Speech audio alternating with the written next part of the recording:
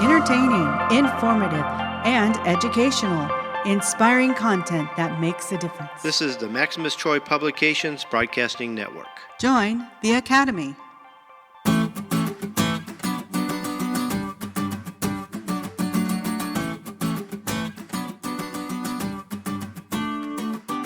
The Breeders' Academy proudly presents Bred to Perfection with Kenny Troiano, a show for serious breeders. Whether you are looking to create a new strain or simply improve an old one, you have come to the right place. Daddy, I want more chickens. Oh, boy. Now, here's your host, Kenny Troiano. Well, hello everyone, and welcome back to another episode of Bred to Perfection. My name is Kenny Troiano, and this, my friends, is the podcast devoted to helping you become a better breeder and taking your strain to the next level. That's right, my friends. It doesn't matter if you are brand new to breeding or you've been breeding for many years. There is something all of us can do to improve our fowl for future generations.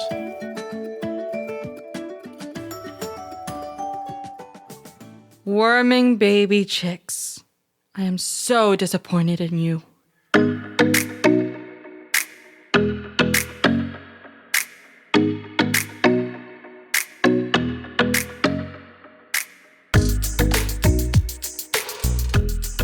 Okay, today we're going to cover part 2 of how to recognize and deal with parasites. Last time we covered internal parasites and worms, how to prevent it, how to treat it, that kind of thing. But the one thing we didn't quite get to, which we want to cover this time, and then we'll get into the external parasites, which is mostly lice and mites, is gapeworms. Yep. So let's go ahead and cover that, then we'll move on to external parasites. Gapeworms are often called by a lot of folks gapworms because that's what the appearance of the bird who has them.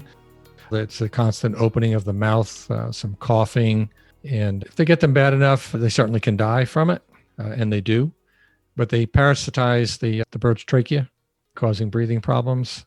And they're one of the few worms that requires some sort of vector, meaning some other organism that a bird has to consume in order to get the eggs into its body. So these would be slugs and snails, and earthworms are probably the biggest culprit in this particular area.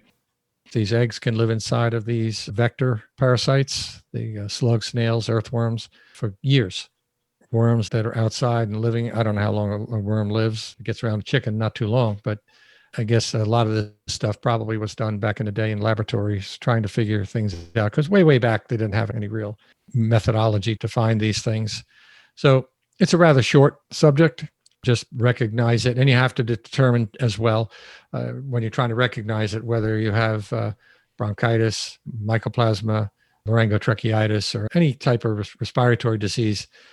Given enough mucus in the trachea and stuff can cause the same symptoms. Birds opening their mouth constantly, coughing, so to speak, gasping for air. What the coughing is doing is, if it is the worms, make them move around so that the bird can actually get air, because they can clog them up pretty good. They will and do crawl around in the bird's mouth from time to time. So one of the ways of looking for it would be to open a bird's mouth and take a look-see down the back of the throat as far as you can see, anywhere in the mouth, the roof of the mouth, and behind the tongue where the trachea is, and see them. And you'll notice them. The female is usually engorged a lot with blood, so she'll be brighter red. The male, more pale red. And you'll know them together when they're actually mating. They'll form a very weak-looking Y. They're easily seen that way. If they are in abundance in the trachea, they'll make their way up that way. And the other thing that they'll do, they don't do it, they'll be available, their eggs in the droppings. Other birds can become infected when they pick up those droppings, or earthworms that are infected, or snails or slugs or anything like that. And it can be deadly. There isn't any question about it. Product of choice that we usually use for this would be Levosol or Levamisole. And that's put in a powdered form, and we sell it in my web store, $40 a bottle. It'll do about 32 gallons of water. And you don't mix it until you're ready to use it, because once it's reconstituted to a liquid, you've got about 90 days to use it. So unless you anticipate using it 3 months in a row, I would probably wait till I had a problem and then pick up some. I don't think I'd keep it on the shelf due to the cost. Ivermectin would be another one. It'd probably be my second choice. And then after that, the Safeguard fenbendazole and the valbazen albendazole. Any one of those four should do the trick. And if you're not getting anywhere with it, getting your vet to do a fecal exam on it for you so they could see what kind of eggs are in the droppings. When they do a fecal exam, can they tell exactly what kind of worm it is from the fecal exam, or they can just tell you have worms? They can if it's a roundworm or if it's a tapeworm. I'm not sure about the others because they don't get the same type of worm. I don't have a good description of what the egg looks like. I'd probably have to go to a book and look it up. As you'll notice as we go through some of these things, there's some things I just feel people don't need. I don't know too many people that are moving around with a microscope good enough to see some of these things. If you have a good enough relationship with your vet, with your dog and cat, you shouldn't care whether he looks at a dog turd or a chicken poop, either one. A lot of them will put it off. They can't look for cocci in a chicken dropping. It looks the same. That there is no difference. Yeah, getting one of them to do, or getting your local state laboratory to do it for you. One way to do it is get a clean dropping, put it in a Ziploc baggie like the freezer type, because they don't let a lot of air in. And so that way the dropping will stay fresher and everything will stay in better condition. And get it off to them, let them know it's coming, or they'll tell you how to do it, one or the other. One of the labs that's worthy of doing these kinds of things, and you can contact them, is the Georgia Poultry Lab in Athens, Georgia. And you can look them up online and get a hold of somebody there, and they'll tell you how to do all the submissions and what it costs if you can't get it done in your own area.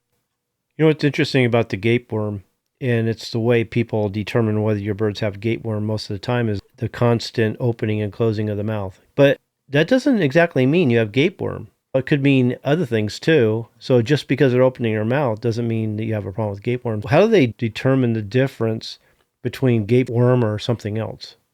So there's a couple of ways you can look at this. Let's take a couple of the respiratory diseases and look at laryngotracheitis, for instance.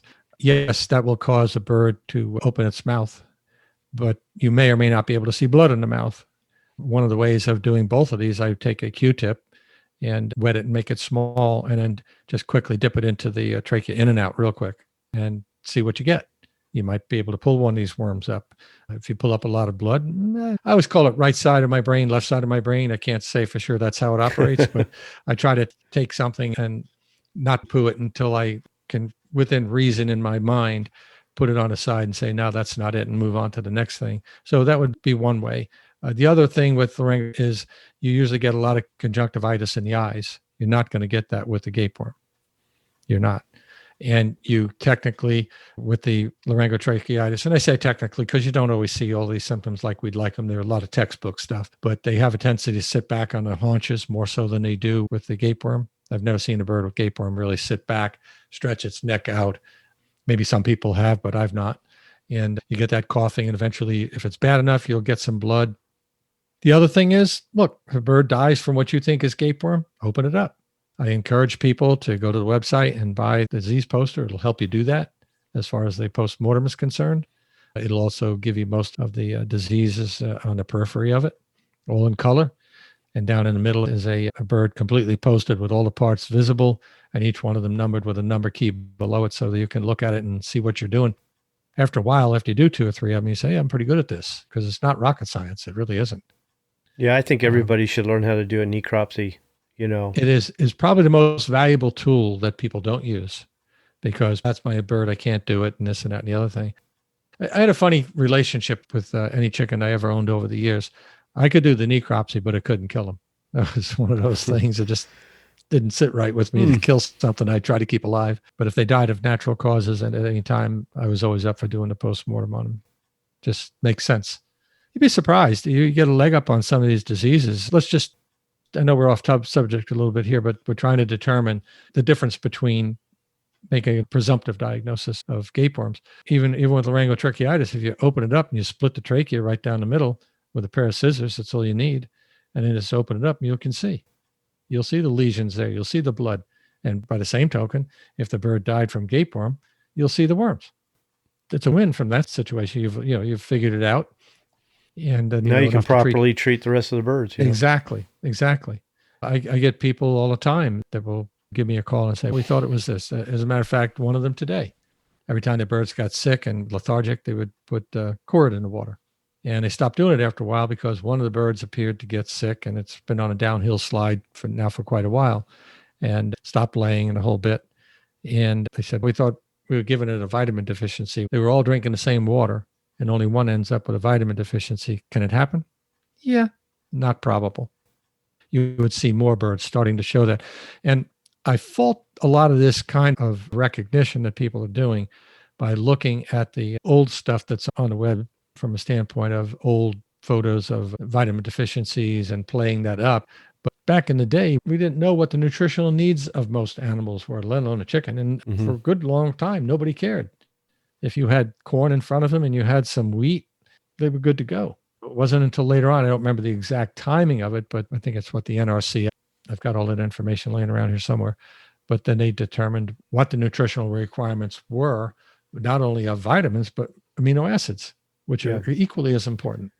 So getting back to it, I would probably, for the moment, rule out laryngotracheitis without doing an necropsy and say that this is probably not that. So then we look at infectious bronchitis. And one other thing about laryngotracheitis, spreads very quickly. Gapeworms, very rare that they would all have gapeworm. So there's another hint. And none of this is set in stone. I don't want anybody to think that this is the know-all, end-all part of it. It's a search and recovery type of thing. We're searching to see what evidence we can recover to point us in the right direction to make a somewhat balanced decision. So infectious bronchitis, let's deal with that one. It spreads like wildfire. A couple of birds today, a couple tomorrow, everybody and their mother by 4, 5, 6 days into it, weepy eyes, coughing, sneezing, snotty nose, you name it, they got it. If you've only got one bird that's doing the gaping thing, I think we can probably rule out for the moment again, infectious bronchitis, because we only have one. This one's been doing this for 2, 3, 4 days. There isn't another sick bird on the place. So we can take those two and we can put them off again on that side of your brain that's not going to think about them while you're trying to make this decision on the other side. So then we come to CRD, slow spreader. You've got one, it's been 4 or 5 days. There's no eye involvement. There's no snotty nose. Just got this bird that's coughing and yawning. And I don't think it's CRD either at this moment. It's more of a candidate than the other two might be, but still not the candidate. Under those circumstances, I probably myself would treat for gapeworm and see where you go with it. By the flip side, you could treat for CRD. And what I would do at that point with that bird, I would probably pulse dose. So I'd probably get myself some oxytet concentrate, take about 1/4 teaspoon, put it in a little piece of fresh white bread without any crust, and something about the size of 1/4, and put it right in the middle and then roll that all up into a ball like a marble and then hand it to the bird and let it eat it, which it generally, most birds will accept bread pretty readily. And then I'd put 2 teaspoons of that in a gallon of water and run them on 5, 7 days. See what happens. Nothing happens. I'd go ahead then and follow up treat for gapeworms. But you could go either way with that. I don't think you have anything to lose at that point. The bird dies in between. That's where the necropsy comes in handy. You can learn a lot from that. I can't emphasize it more how you would benefit from doing a necropsy on your own bird. Not everybody has a laboratory like I do, where if I had a bird here that I couldn't figure out something and it dies, I can drag it up here 25 miles away to the laboratory and drop it off and they'll give me a report on it the next day. Most people don't even have one within 100 miles of them. That's because I live in the heart of chicken country here.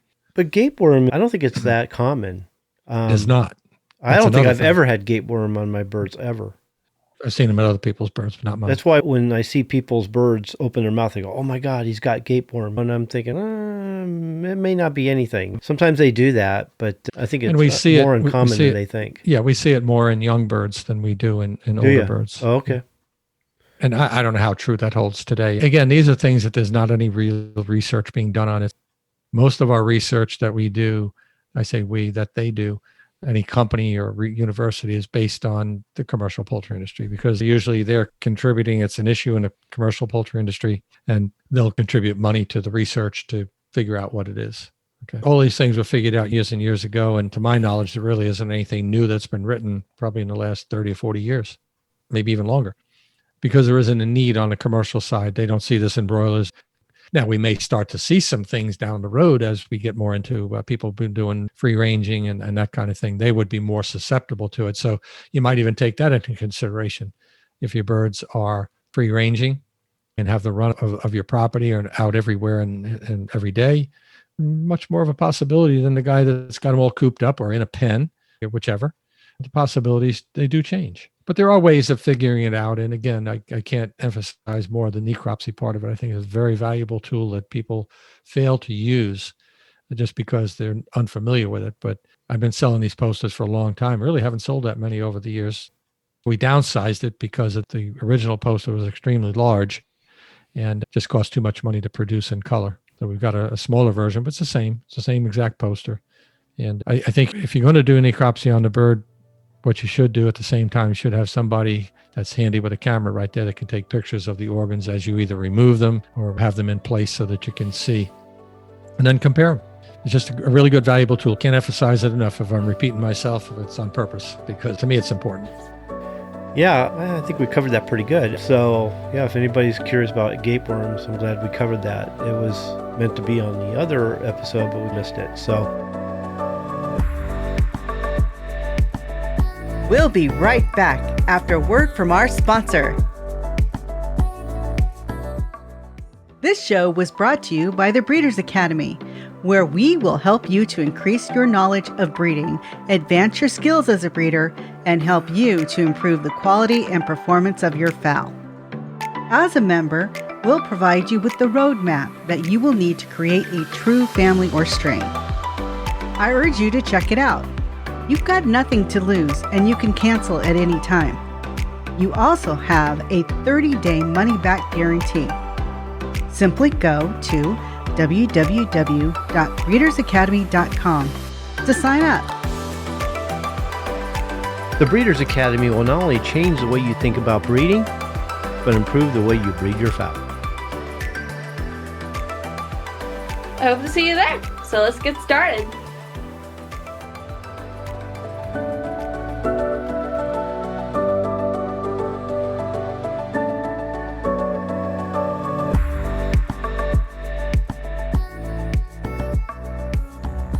Now that we've covered the inside of the bird pretty well, let's look at the outside of the bird. Let's check out the parasites that affect the birds on the outside, like external parasites such as lice and mites, mosquitoes, flies, fleas, ticks, all the good varmints out there. I think that northern fowl mites for us here in this country are probably the biggest problem that we have in chickens of almost every description. And there's really not a whole lot to say about any of these things, to be totally honest with you, because who cares about the life cycle of them and how they reproduce? Know that they reproduce. They're everywhere in your coop, more than likely, and a lot of them come in through free-flying birds. And once they get a foothold, they are not easily controlled. There is a ton of resistance around the current insecticides, except for one, which happens to be a lector, and it's extremely expensive. Most people are not going to spend $150 or so per bottle, even though it makes a reasonable amount of spray, because it's a concentrate. But I found that it doesn't hold well. And what I mean by that, the older it gets sitting around, it has a tendency to gel. And if you expose it to extreme cold, it's junk. It'll not go back into solution. I've had several bottles that had to be replaced by the manufacturer over the years. I quit handling it because of the issues with it. And so that may be the issue that some people are having. Some people say, I tried it, didn't work. Maybe they got a bottle that was frozen at one time, or maybe it has gel and they don't realize it.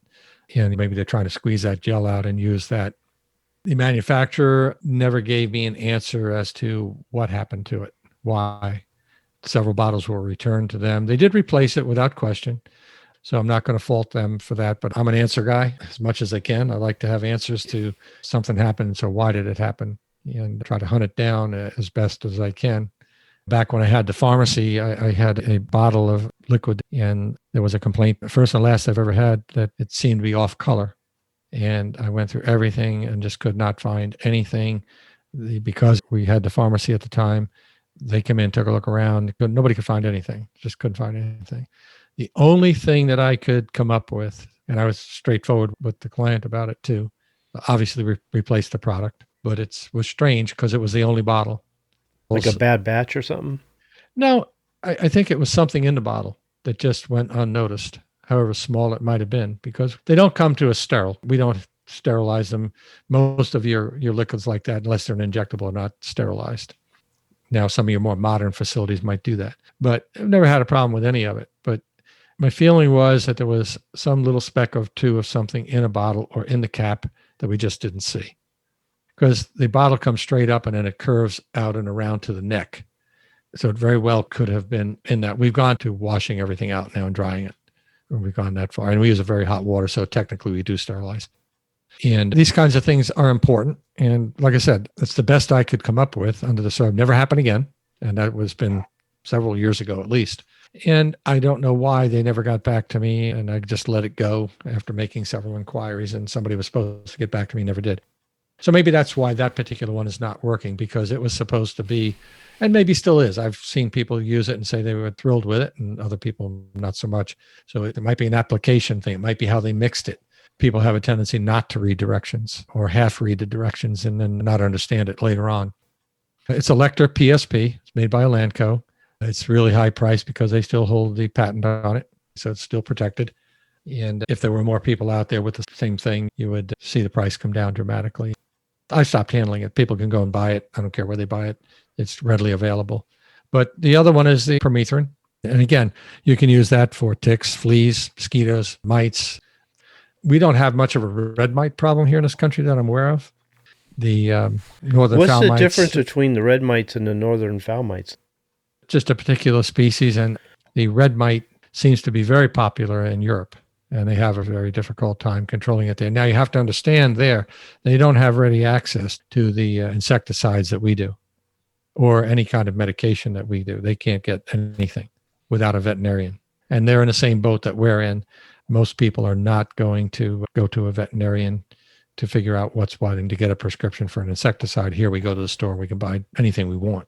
A lot of people do. They'll go and get the stuff that's used in the garden and they'll use it on their birds. Unlike lice, northern fowl mites, they don't really live on the bird. They actually live off the bird and feed on the bird at night, right? Right. So they can become a problem because a lot of times you don't actually see them on the bird, but they're causing, like if you see a lot of scabs and stuff like that in the back end or whatever, you have a mite problem. So it makes it really difficult to get rid of them because of that. So the remedy for that is, and here's where the problem lies from my perspective that I've seen over the years of doing this, okay? People want to do the bird, but not the premise. If you're going to do the bird itself, then I would suggest that you use something along the lines of Frontline. I sell it, and it's in a spray, and you don't spray the bird. Some people do, but that's wasteful. The way to apply it is to take a little paper cup and an eyedropper, spray a little bit into the cup, just enough to do if the number of birds that you're going to do, and then drop in the back of the head, saddle feathers, tail head, under each wing, right on the skin, just like you would a dog. If you're going to do under the tail head, then do it away from the vent. Don't do it directly on the vent, but do away, because there have been some things where people have sprayed it right over the vent area, and then they claim there were fertility problems. Can't prove it. I know other people that do it claim they didn't have it. Who knows? But there you're forewarned. But that product, active ingredient, fipronil, been used for a long time. People say, what about eating the eggs? I don't think that there's going to be enough in any egg for anybody to worry about. But that's a personal issue. Some people say never eat the eggs. Never is a long time. I sell a fair amount of it over the course of a year. Certainly something I sell at the shows than I do online. It's a good product, and it'll eventually get, like the rest of them, there'll be a resistance to it. It wouldn't surprise me if that's already started. One of the things that people forget to do is read the directions, like I said before. And what that leads to is people getting a product that they feel comfortable with, that's working, and just sticking with it and never moving on to anything else. So then we get insecticidal resistance, which there's plenty of it around, to ivermectin, because that's been used since the cows were old, and not moving off of it until it doesn't work anymore. That used to be our backup. Now they're using it as a frontline defense. And it doesn't even work in a lot of cases. I can't sit here and say that somebody didn't use it and was successful. They're just fortunate that they don't have mites on their place that are resistant, but there's plenty of them out there that are beyond that. They've moved from the permethrin, and the permethrin has moved to different strengths. And I can't even explain this right, but I'll mention it to people. It's what they call a cis-tran ratio. And I can't remember which one. When they move one or the other, it becomes more powerful without actually raising the percentage of stuff. Again, one of those things that's nice to know, but has no value to you other than the higher that ratio is, the better it usually works. But even those aren't working anymore. You reach a point of no return with this stuff where it's not beneficial. When I get back to reading the directions, in any of those directions, it will tell you this product to be used as part of a rotational program. They all say that, but nobody does that. And my guess would be the overall cost, if you had to keep a bottle of Elector at $150 or thereabouts, you had to keep a quart of permethrin around at another $25, $30. Some ivermectin, whether you use the injectable or the others, you're still talking $30, $35 up. And the front line, depending on which one you get, $49 to $69, $70 a bottle. You get a 2 ml and a 500 ml. So to keep a bottle of all of those around for any individual, you'd have to have a lot of birds to justify that. And then just because you got a lot of birds doesn't mean you're going to spend the money on them either. That's required to take care of them. You're aware of that. Yep. I know I get people, even gamefowl guys will call me and they've got a respiratory issue. Say, how many birds you need to treat? 500. How deep's your wallet? You're trying to treat 500 birds. I just think that if you can't afford to take care of that many birds, you shouldn't have that many birds. I feel the same way. Yeah. This is where it comes along with the guys. I gave them a shot of Tylenol and they recovered. All you're asking for is trouble. One day, one shot. And they do it all the time. I see it all the time. Yeah. Yeah. So it's like the same thing with this. I got Frontline and it works, and that's where I'm sitting. And I don't care about anything else. The deal about the Elector was that it was supposed to and should alleviate a lot of this resistance to insecticides because it took a different pathway to kill the insect. It didn't use the same pathway that the others used, a different channel, because anyone that used the same channel that the ivermectin was and the permethrin, that's why if there's resistance to one, there's going to be resistance to the other. It may not be immediate, but it won't take long. The Elector product comes out of the dog and cat industry. You would know it as Comfortis, and that's a pill that they give to the dog or cat or whatever. And maybe it is reaching a resistance because people won't move off of it. But, for the external parasites, if you want to control them, you need to do the premise and the bird all at the same time. So what I usually recommend for people to start with the permethrin, if you've not had any trouble with it in the past. And I recommend dipping the birds. This is what a lot of gamefowl folks like to do, dip a bird. So I recommend you get a tote that is at least going to allow you to dip the bird up to the better part of its neck and mix the permethrin up for use on the spraying on the bird. And there is a difference between, they have a recommendation for using on the premise, which is usually stronger by a lot, and then one that's weaker for using on the birds. And then just put the birds outside, clean the coop out, take all the manure out, wash all the dust down. I'd wash it down first because most of these do not work well in organic material, meaning the dust and the manure and whatever else is in their feathers and so on. Clean it all out, wash it down, and then mix up the permethrin and dip the birds. And I would take that dip and I would filter it through some stocking material to get any feathers, manure, and other solids out of it. I'd put it in a pump-up garden sprayer, and I would saturate the walls. We call it cascading it down the wall, letting it look like a little flood of water going down. And in every nook and cranny, behind every little 2x4 that's attached to a wall, just flood it. When I made my coop, I made it so all of those could be taken off, and I used plastic 2x4s. So they were bolted to the wall so I could take the roost down and take it outside, wash it, and do whatever I had to do inside. Never really had a problem with mites anyway, but you did it anyway. Sometimes just do it. So it gets rid of spiders too. But that's the best way to do it from that standpoint. The front line, I already told you how to do that. And you could do the two because, again, I would wait 10 days, 2 weeks, and then come back and do the front line if you weren't getting the results that you needed.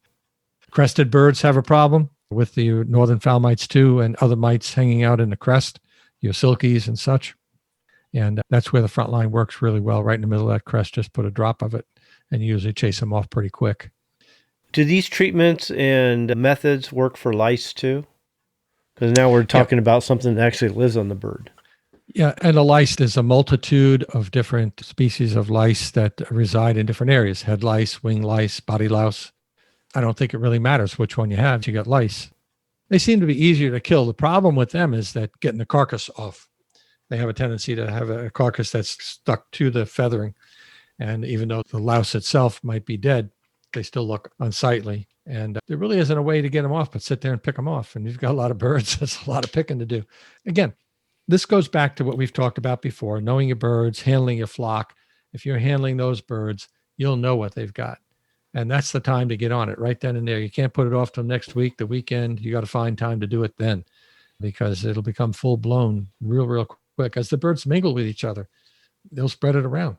But you've had lice for a while when you pick them up and you see all these eggs sticking to the feathers in the back end. You really need to check them at least once a month, at least, to keep an eye on that stuff. There's one they call the feather shaft louse, so they're going to be right on the shaft of the feather itself. They're harder to see. The head louse, the shoulder feather louse, the body louse that's all over the body of the bird.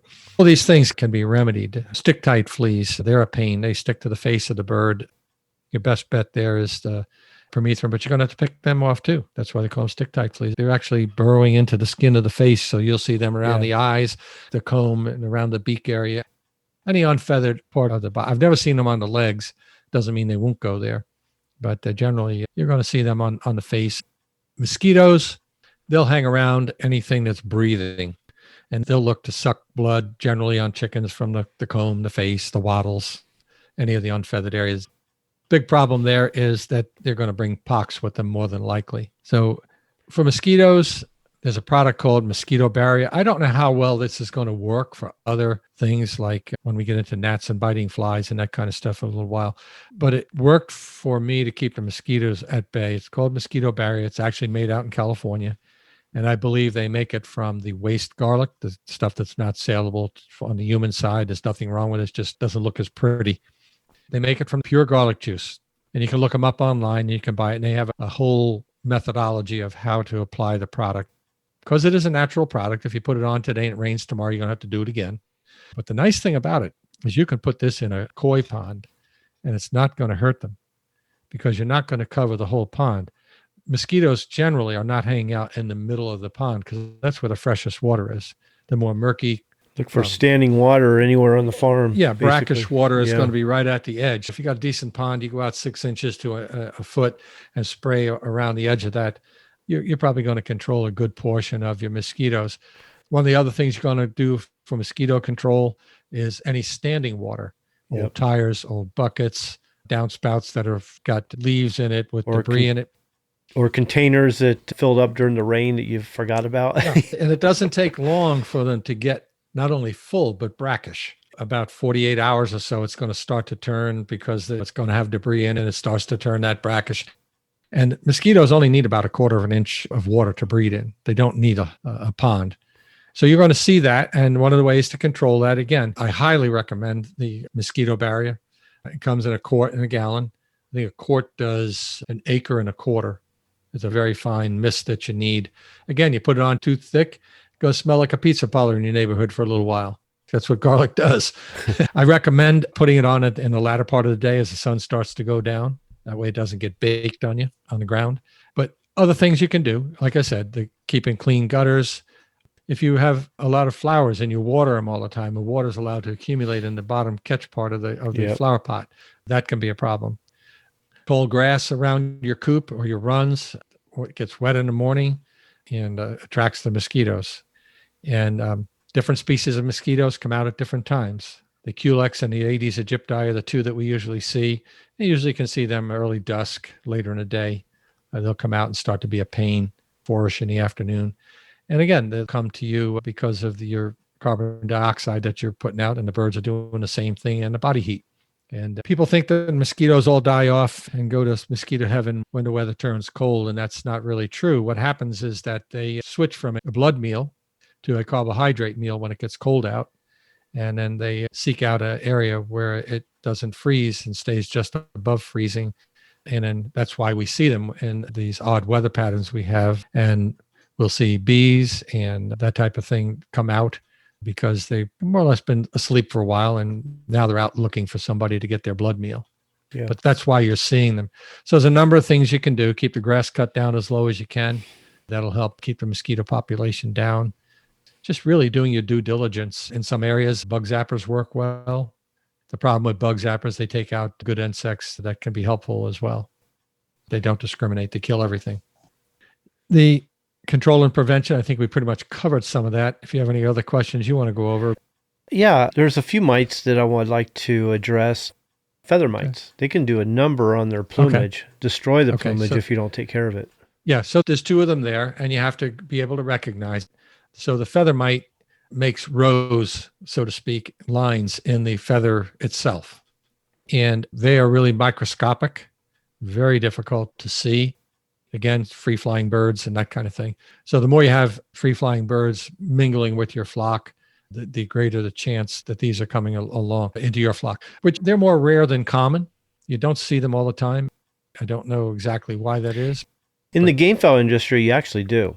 A lot of people are fighting feather mites quite a bit. They'll put those little lines through the feathers like you're talking about. If they do enough of it, they actually, little V's, they actually cut into it. I've seen that. But most gamefowl breeders, they're actually fighting that more than you think. You're right. I didn't see that too much in my wife's domestic chickens, the average chickens. But tell me if I did this right. The way I tend to take care of that, I haven't seen it in a while, but when I did, the pyrethrums, I would mix that in some soapy water and I would spray that on the tail, and that seemed to control it. I knew a friend of mine who mixed malathion in the water, I think it was, or maybe it was soap too. He put it in a squirt bottle, sprayed the heck out of them, went to the next one, went back to see how they were looking, and they were dead because you overdid it. Yeah, that's why I don't recommend that. Malathion. Oh, yeah. Not only that, it has a god-awful stink. Yeah. Oh, yeah. The malathion. It stays on the birds like that as well. So is the pyrethrins a good way to handle feather mites with soap? Yeah, much safer product. There's no egg withdrawal using it. You don't have to worry about that as long as you stick to the directions. Again, there may be some resistance to it for them as well. I don't see that many. I still have a fair amount of people that are gamefowl guys that rely on me for information and product on occasion, vaccines mainly. And I'm not having them call me and tell me that. You're a little bit more connected to that end of it, more so probably than I am at this stage of the game. But yeah, and again, how quickly are they jumping on it? How quick do they recognize it? Again, this goes back to handling the birds. Recognition, you can't hardly see them. They're really difficult to see. But if you're seeing the damage, the time to get on it is right then. And what I would recommend till you're able to dip birds, because you've got a lot of birds, dipping them, it can be a multiple day affair for easily. Mix it up according to the directions, the permethrin for spraying it on the birds, because that's what we use for scaly leg mite. Works fantastic. They're gone. Just stand them right in it. Pyrethrums in scaly leg mite? Permethrin. Permethrin. Okay. Yeah. Pyrethrin is a natural product, which is fine, but it has no residual value. Okay. In other words, what we mean by residual, when it dries, it's finished working. So it's more or less a contact killer. Malathion would be the same thing, has no residual to it. A permethrin is a man-made product and will have residual value. So after it's dry, that insect that eats those feathers will die. And that again is predicated on a bird that is going to constantly be taking a dust bath. It's going to diminish the value of that residual on that bird. Again, going back to feather mite. Now that's the feather mite itself, but there is what's called a feather shaft mite, much harder to detect. And those you'll see at the base of the feather.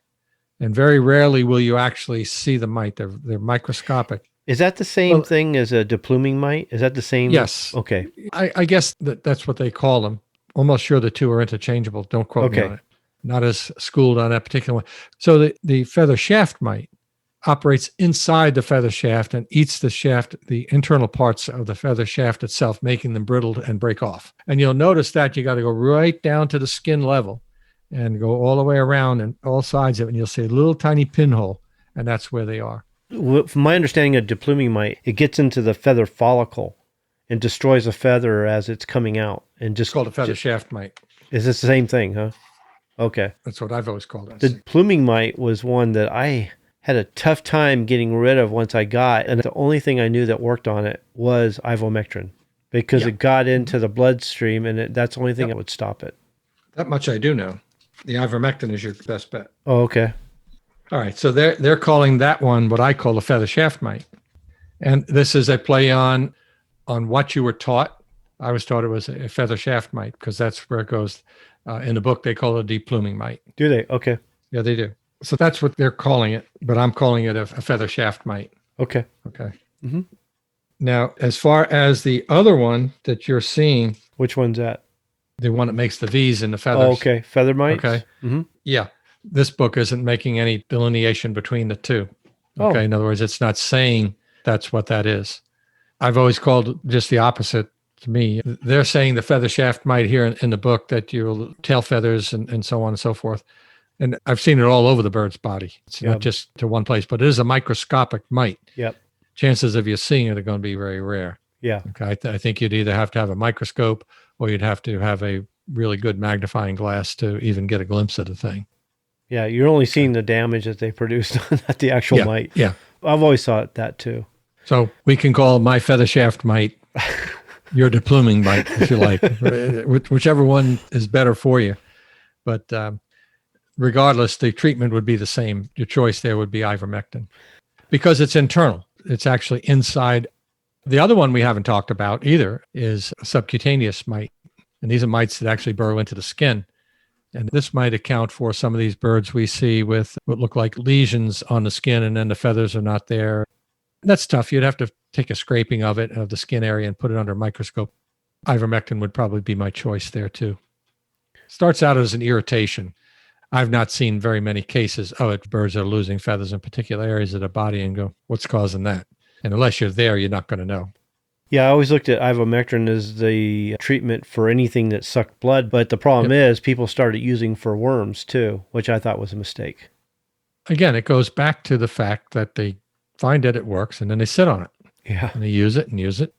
Same thing as antibiotics. I get people all the time. I want Baytril. Why? I heard it works. I said, have you tried anything else? No. I said, you don't know what else might work. And people don't understand, and gamefowl people are good for this, and you'll understand this, okay? They're taking it away from us because it works for us, and they're against us. No, they're not. No. Ain't got a damn thing to do with you. Not a thing. Not a thing. What it has to do with is antibiotic resistance in the human population, as well as the normal chicken populations and everything else. From my understanding, Baytril, and it did work. A long time ago when I did use antibiotics, Baytril was the number one thing that really did the job, and they did take it off the market. But my understanding was that it's dangerous to humans if you eat the eggs and meat. That's why they took it off. Is that true? No. It was taken off the market when Baytril first came out for use in chickens. Because I was right in the middle of it. I sold more of that stuff than you shake a stick at. Oh, yeah. Okay. Mm-hmm. So it was available in a quart and a gallon. Its approved use was for fowl cholera in chickens and turkeys with a prescription from a veterinarian. Bear in Georgia, okay, and I still have their number here in my Rolodex because I used to call them. Bear realized that this was going to be a problem, and they went outside of their target audience knowingly. The government says you can't do that. They took on a retired veterinarian, and through his license, you would fax him the name, address, telephone number, and the flock size, and then they would fax you the script, and then you would submit that script to Bear. He would submit that to them as well. And you just call Bear and say, I've got a script, and they say, yep, it'll be out to you today. I used to buy tons of that stuff. Well, go down to Mexico. It's everywhere over there. Yeah, I have it in the office. It's huge. I've got stuff there. When I was there, I was like, oh my God, they took that stuff off the market a long time ago. It's everywhere over here. Yeah, I don't have the Mexican stuff. I got the regular stuff. It doesn't matter. The issue with it is this. It's called a fluoroquinoline. And that particular line is still being mined on the human side. The other issue with the fluoroquinoline group is that it builds antibiotic resistance very quickly in humans and everybody else. You would know it on the human side as Cipro, Levaquin, and things of that nature. Those are all fluoroquinolines. Baytril is a dog and cat product. That's where it came from. And the word I always had, and don't hold me to this because I'm only going by what the bear people told me, that it couldn't be used in humans because it caused hallucinations. That's what the deal was. And headaches. Great. I guess I figured it had enough nut jobs out there as it was, whatever. But that was the reason why Baytril ended up in the dog and cat and the chicken part. The reason it was taken off on the chicken side, and I think it was in the first George W. Bush presidency. It could have been. It was taken off as approved for use in chickens, period, because of the willy-nilly use of it and no control. Right. That's why. Yeah. You remember, what the heck was that one they used to use all the time? It was I bring up these things and I can't remember the name. Thailand, maybe? No, it goes way back. It's two products together. Dihydrostreptomycin and, come on, help me, Kenny. I have no idea. It'll come to me. When I was young, anyway, I didn't use very much medications. I couldn't tell you. It was taken off the market, and the guys in the gamefowl industry and others moaned and groaned about it. I'm sure they did. Real loud, just because it works for us and they're against us. Had nothing to do with it. What about Black Leaf 40? Oh, that's different. Okay. We'll get into that if you It want in a popped in minute. my mind. I don't even remember what it was for. No, this is an antibiotic. Okay. What was blackleaf 40? What was that? Blackleaf 40 was nicotine sulfate. Uh-huh. Okay. And the problem with nicotine sulfate, if you got enough of it on your hands and you put it in your mouth, it'll give you a heart attack. Would kill a bird in a heartbeat too. You know that. If you put too much on a bird, I'm trying to remember what they used it for. Mites. Well, the best there was. Okay. There was no resistance to that. Trust me. None. If anything landed on it, it was dead. Okay. I have guys still calling me today. Yeah. I remember hearing that one a lot. I never used it. We don't have any blackleaf 40. I said, hey, if I had a truckload of it, I could sell it. Yeah, Trust me. It's been years It was since I taken heard off that the one. market for that reason. Here's what happened. The original company sold out. The new company didn't want the liability. The liability insurance, I'm sure, was off the chart. But a good product overall. And again, that came out of the plant industry. That's where that came from. It was used for insects control on plants. Oh, yeah, that's right. It did. Yeah. So that's I'm surprised they're not you know, using Roundup or something. Oh, man. that's the reason why, Uh-huh. that product went south. And, Okay. it's a shame because it was good. But again, you can't rely on people not to put their hands in their mouths when they're using it. And it's a wonder they didn't kill some people. Might have. Who knows? Yeah. We don't know. Guy who's using it had a heart attack. Who'd have known? Do they still sell Seven Dust? I haven't bought it for years. They still sell it? Okay. Yeah. I don't care for it. Yeah, I never did either. I don't care for dust. You really have to be careful yourself when you're using a dust of any kind. Yeah. Diatomaceous earth to me is worthless. There are people that like it. Fine. If you like it, use it. I don't like to tell people if they're using something that they perceive to be efficacious, that it's not working. You shouldn't do it. If you're happy, I'm happy. Who am I to come along and tell you you shouldn't do it? Let your conscience be your guide in that stuff. If you think people think it's great for the birds to dust bath, okay, maybe from a psychological standpoint, but I don't think it's really doing a whole lot to control the mites and stuff. It's got some value to it, but I don't think in a real infestation going to happen because we see, even in the wild now, we're starting to see with mange. I had somebody talk to me about that just the other day. They had one in a yard. It was all mangy. And that may even be a thing with mange. It may be even an issue with the overall health of the animal because some of the manges don't really come around until the immune system is failing. Who knows? Yeah. Who knows at the end of the day? If it's working, stick with it. I just urge you that if you want to get on a program for mite and lice control, then I would suggest that you get on a program that's rotational so that you're not sitting on a product and killing it so that it doesn't work when you really need it again. And I prefer dipping.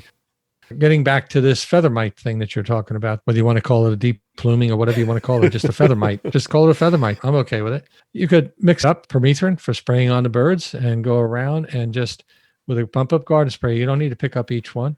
Just go right over top of them with a nice fine spray right down the middle of the back, because that's where you're going to find them, and just give them a spray or two and one up into the butt.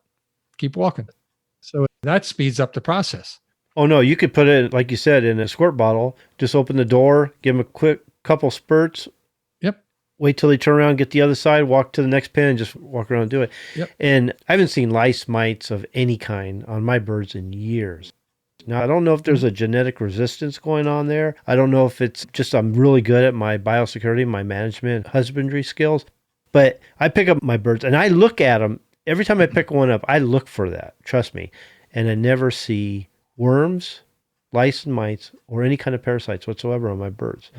Last time we covered scaly leg mite, I believe. So scaly leg mites, we don't usually see in young birds at all.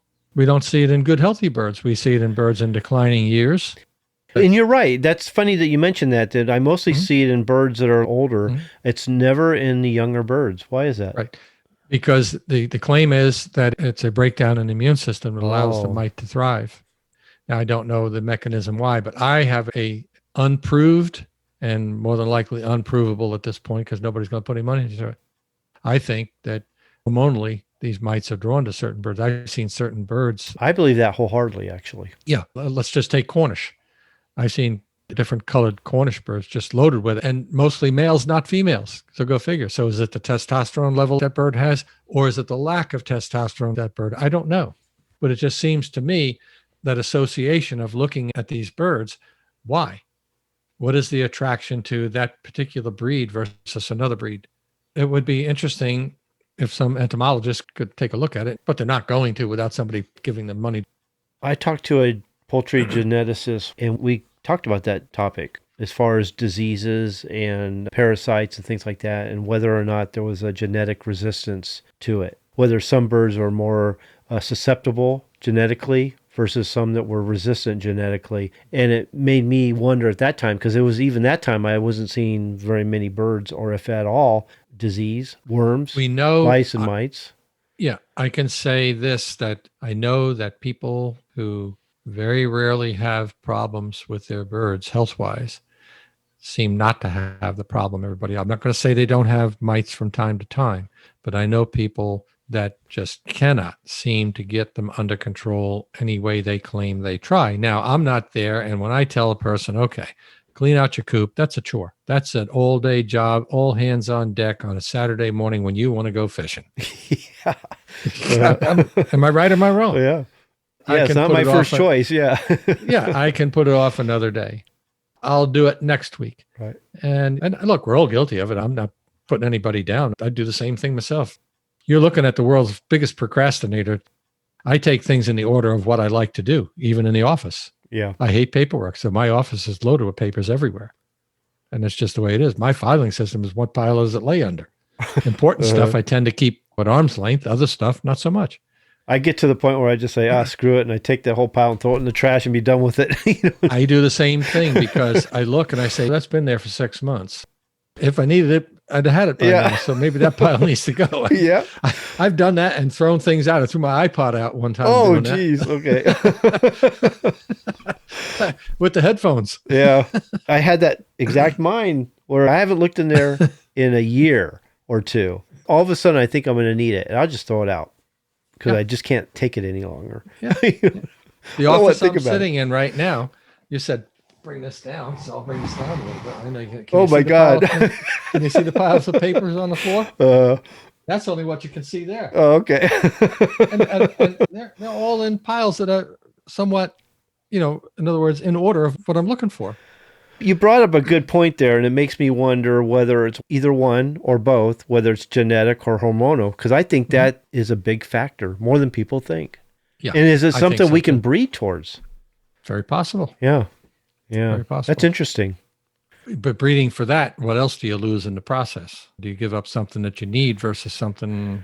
I'm a whole package kind of guy. Health, conformation, type, color, temperament, performance ability, production ability. And yes, health is all part of the package. So if I have sick birds, I have to measure. Again, like I said, I haven't had a sick bird in forever. But if I get a sick bird, do I cure it or do I cull it? Is it worth trying? And if I cure it, which a lot of times it become chronic, but let's say I do cure it, do I use it as a breeder later? And what kind of consequences am I going to be dealing with later down the road because I did breed to that bird? So I have a question. Okay. I'm no geneticist by any stretch of imagination. I know enough to be dangerous because I do read that side of it. It's just not my forte. It's something I don't dwell on day in, day out, but I've got plenty of books here on genetics and even the human side, just so that you can understand the epigenetics. Sure. And that's some deep stuff. It's the terminology. While I did well with genetics at both levels in college, the beginner and the advanced course, it was a chore to do. It took up a tremendous amount of my time to get a grasp of it. You know why that is, though? Is because a lot of times you're learning a side of genetics that you don't feel is relevant to you. And that's my problem, too, is I look for genetics that are relevant to what I'm doing or like my chickens. And if I feel that it's not useful or practical, then I just bypass it. I want to learn something I can use. Yeah. I got the same habit. Yeah. That's why I can't go to college because I am being taught against my will things that I don't think are relevant or important to me. No, it makes sense. It makes sense. And I fought that too, but it's one of those things to a degree of perfectionist. So I had to do well for my own well-being. Right. So I had to put in the time. And I had a great professor who was also the department chair. And he was a guy that looked at you and looked at your, shouldn't say stature in life. I was older when I went to college. So in other words, I was more interested than the guy that just got out of school at 18 was tearing the tops off a desk still. And that always amazed me too, because I was like in my middle 20s when I went back to college. I was already out of the military and had family started. And so when guys were writing on tops of desks and stuff, for me, it was a little bit of a chore. And he roughed everybody up, including myself. You know my story with the military and stuff. So I've been through a lot. And When he introduced himself, he wrote his name on the board, and he said, "I'm Professor Robert Stockbridge. I'm department chair, agriculture department." And he said, "I teach genetics. He said, that's what you're here for." He said, "If you came in here to talk," he said, "get out now." And that's the way he was. He said, "If you're not going to do your homework, get out now." And he went on 4, 5, 6, 7 different things. I said, "Holy moly, I'm in trouble." Yeah. Nobody got up and got out. He just laid down the law right from day one. I guess he'd been through all that stuff. And him and I became really good friends. And if I ever had a problem, and anybody else, he didn't treat me any different from a standpoint of education. If you had a problem, he'd take the time. He was always available. It's different. And even the book I have on transgenerational epigenetics is what it's cost. And I think that book cost me several $100s. And I've read maybe a chapter's worth of material out of it, trying to understand. And I have a little bit of a grasp to it in the mitochondrial DNA, you know about that, and those kinds of things, which really are the things that drive the cells in your body. People don't understand that part of it either. And again, I'm not going to sit here and tell you I know everything about it. And like I said, I think mitochondrial DNA is very important, especially when it comes to the selection of our hens. Definitely. Yeah. And I don't think people understand that the hours and time that people like you and I put into this stuff. Yeah. You can see them. That's just one shelf behind me. I've got another huge shelf here, another one there. I've got a bunch of them out in the living room and kitchen. I've got books in their place over here. Yeah. More stuff on the floor over here. And I'm always learning. You're right. The time we put into this is enormous, to the point where I'm like a zombie at times. That's why some people go, "Wow, I can't believe." I think they look at where I'm at now and they think "Oh, wow, that was quick success," type of thing. It was the longest, quickest success I've ever seen, because it took a lot of years just to get to this point. Yeah. I don't know what you call success, to be honest with you. I don't know how, even for myself, I've never looked at myself as, wow, I'm a success. Look at me, I'm a success. Because I'm popular and everybody knows me and I'm well known and I'm an authority in the business, that I'm a success. That's what they look at. I'm just an everyday guy, just doing my thing. That's how I roll.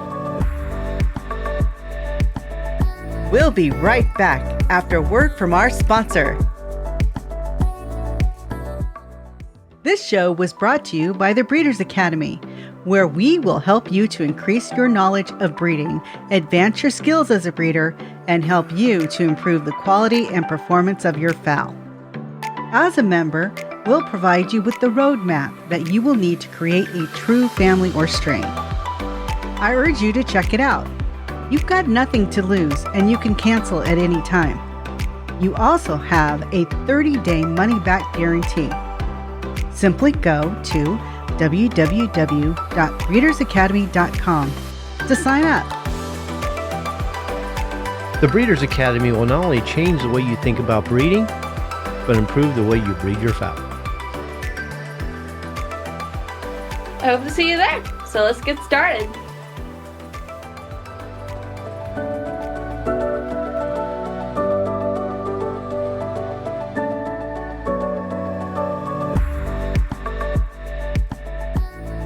Gnats are annoying, not only to chickens, but to humans in most cases. Some don't bite, but the vast majority of them do that affect chickens. Some people feel that they are able to close up their nostrils and so much over their mouth that they suffocate. I don't know that to be true. I think what you will find is that they are blood-sucking, and they do not suck blood like a mosquito does. They have, depending on the gnat, and that's spelled G-N-A-T, by the way. Most people want to spell N-A-T. I really don't care, but just for general knowledge. And they have about somewhere around 8 little knife-type appendages in their mouths that actually do cut into your skin, whether it's you, whether it's a chicken, or whatever. And then they suck the blood out of that. Let me say something real quick. And the reason I'm interested in this so much is I never knew, maybe because I live in California, but I'm hearing this is more of a southern United States thing. But I never knew that there'd be such a problem where I'm hearing people where they're saying that they've got to find ways to protect their baby chicks because they go out there and they're just all dead just because of gnats. That they're so bad in the southern states, they're basically killing their chickens. And I never even knew that was a problem. So this is going to be relevant to those who are having this problem and maybe come up with an idea of how they can stop it or treat them. Yeah, and again, it goes back to deterrence for the most part, denying them access to lay their eggs. Not all of these, but most of them will look for a place to lay their eggs around the edges of the brackish water, the swamps, the rotting vegetation areas, places where you've let things build up. Maybe you cut the lawn or maybe the back 40 and it's not a place you hang out, and the grass that's laying on the top gets wet and it starts to rot and it just sits there and that kind of thing. That's the kind of vegetation that they like. They like to be around that kind of stuff. If you can keep that down to a minimum, you can begin to control them. Pellets don't seem to work with them very well, but the insecticides do work. There are some plants that you can plant. I do not know how effective that is. I've never tried it. And putting any kind of plant around where you have free-ranging chickens is just asking for destruction. They'll tear it up and that kind of thing. But mint, eucalyptus, geranium seems to be one that may work. Those are things that are being tried out. Oregano might work. And some of these in the oil form being put together, I don't have a formula for you for that. But these are the things that they are espousing that work. I read an article one time that talked about using vanilla that they claim works, spraying 5 parts vanilla to, I think, 1 part of water. Don't quote me on it. I don't remember the exact, but worth a try if they're really bothering you. The other thing you could do is a light spray of permethrin over the top of the chicks. I wouldn't wet them down for fear of causing nerve damage. That's what insecticides do. They interfere with the electrical pulses and so it can cause nerve damage, brain damage, and that kind of thing. That's the one with the malathion. He just overdid it and just disconnected their plug. Yeah, I'll say that. But look, they're out there. We get them here. I guess in our area, they call them mayflies, but there are different species of black flies. You can call them what you want. Biting midges, deer flies, horse flies. All of them are blood-sucking for the most part. There are species around that are not blood-sucking, but most of the ones we encounter are blood-sucking. The deer flies, the buffalo gnats, which is another form of black fly, they get their names from their humpback appearance, like a hump on a buffalo. That's how that comes about. Not a huge subject, but one worthy of bringing out at this time of year because we generally see them in the early spring to late spring, and as summer and hotter temperatures approach, the vegetation that they're after usually dries up. Of course, if you have a rainy season, that extends itself, which sometimes we do, you might see them for a longer period of time. Do they live in the cold weather, the cold, wet weather? No, not so much, but they do like a warmer, mustier, humid type weather. But when the heat start getting up in the 80s and 90s on a consistent basis, they start to diminish, all forms of them. It doesn't mean they go away. Horseflies are still around in summertime. I've seen them, but the amount of them are diminished by the change in the weather. You can use apple cider vinegar mixed with soap. Dawn dish detergent works well because it's pretty much non-toxic. It's used to wash waterfowl that get tangled up in oil and that kind of thing. It's been used for many years for that purpose. We usually take that and mix it. I do have a formula here, which is about 4 ounces or so of warm water to 2 tablespoons of apple cider vinegar and 7 or 8 to 10 drops of liquid dish detergent. Prefer Dawn if you're going to use it. That's the way I've always done it. Bug zappers work. Again, non-discriminatory. They kill them all. They don't care if you're a black fly, a blue fly, a shoe fly. They really don't care. They just kill them all. If you fly in it, you're dead.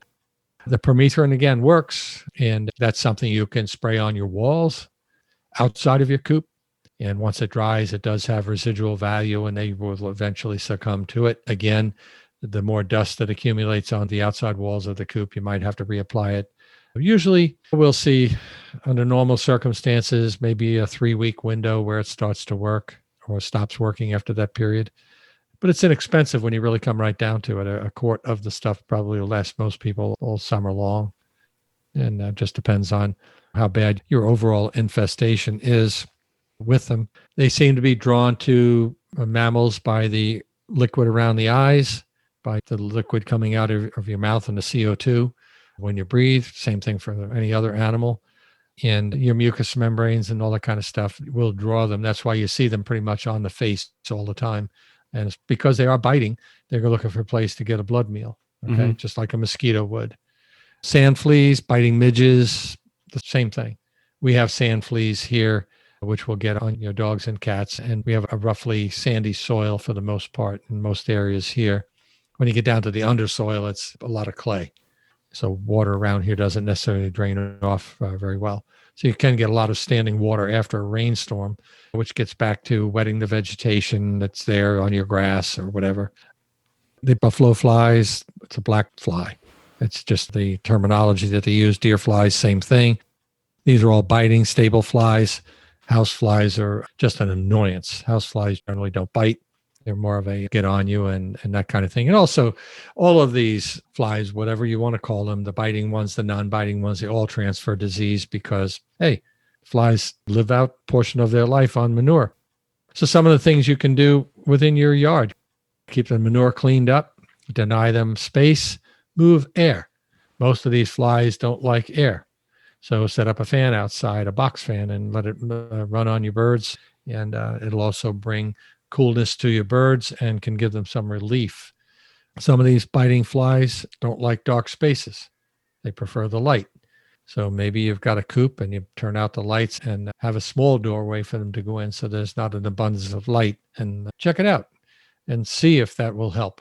Try to give them some relief. But for those that have them in a brooder, my advice, if they're outside and they're getting attacked, I would certainly use the permethrin and spray it on them. Like we talked before, mix it up according to the label directions. And if somebody doesn't have directions, they can always contact me and I'll be glad to give them the directions for the brand that I sell, which 10% permethrin should be the same pretty much for any brand you buy. But I sell one made by Bayer. It's a little bit pricier than some of the knockoffs that you can find. I think we're somewhere around $24.95 to $30 for a 10% quart, which may have a better cistran ratio than the cheaper stuff. Usually the cheaper stuff is inferior in some way, shape, or form. But we do have label directions for a multitude of things, not only chickens. So we'll give you the premise spray. You can use it for scalar leg mites, the whole bit. And I'm getting into scalar leg mites once again, just because it aggravates me when people want to use motor oil. I have no idea why they would want to do that. I was at a poultry show one time when they had a speaker who encouraged people to use gasoline of all things. Probably worked for him. And olive oil and all the other things, I'm not a big fan of it. Get yourself to 10%, mix it up. I'll give you the directions on how to do it. And mix yourself up a toad out and stand them right in it, and they're done. Come back in 10 days and do it again just to make sure, and pretty much done. Main thing is getting through the cast from the mite, which will be all over I got to send you those pictures that I've got of scalar leg mite before and after. You'll be astounded.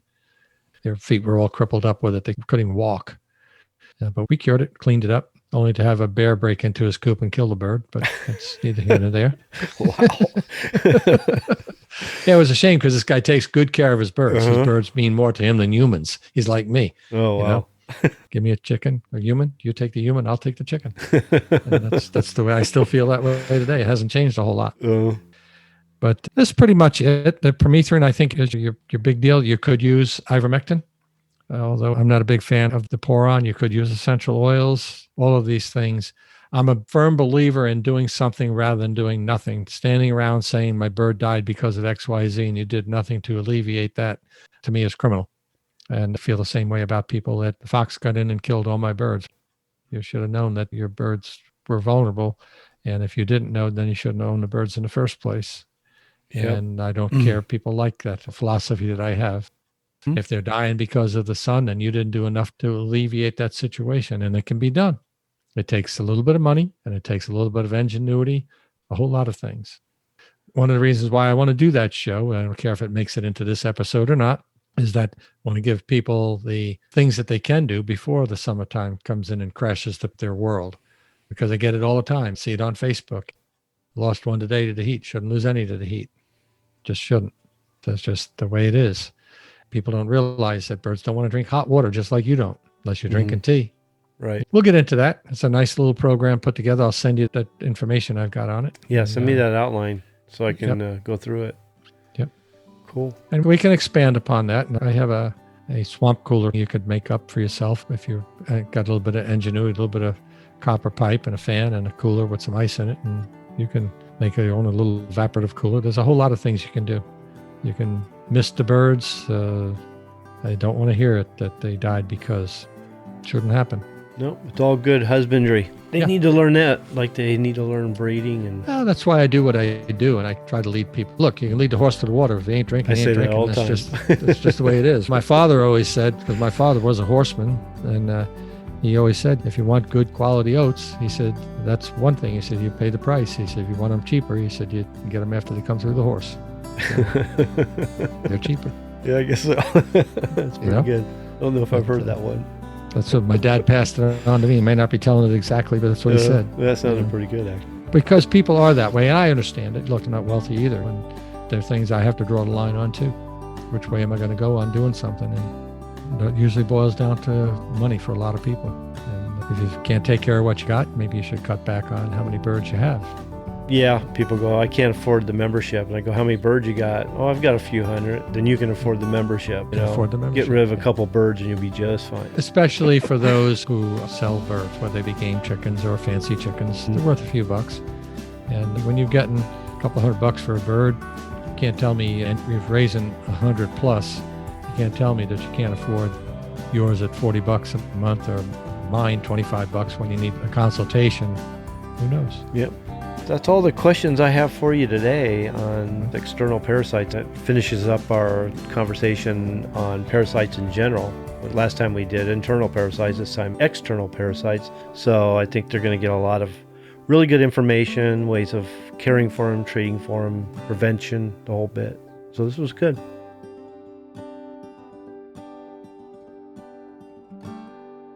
Okay, thanks for listening.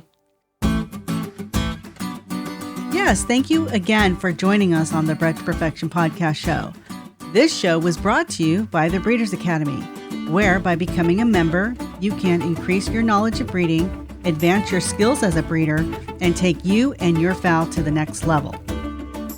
We can also show you how to create a strain from hybrid crosses or mongrel flocks, and help you to create, maintain, and improve your present strains. We urge you to check it out. You have nothing to lose, and you can cancel anytime. To join us at the Breeders Academy membership website, go to www.breedersacademy.com. Best of all, I'll be there to help you every step of the way. While you're checking out the Breeders Academy, make sure to sign up for our newsletter, The Breeders Bulletin. We provide a lot of free bonus materials and some great information that will take you and your fowl to the next level. Well, that's it for now. We hope you join us next time for another episode of Bred to Perfection. We'll see you later. Bye.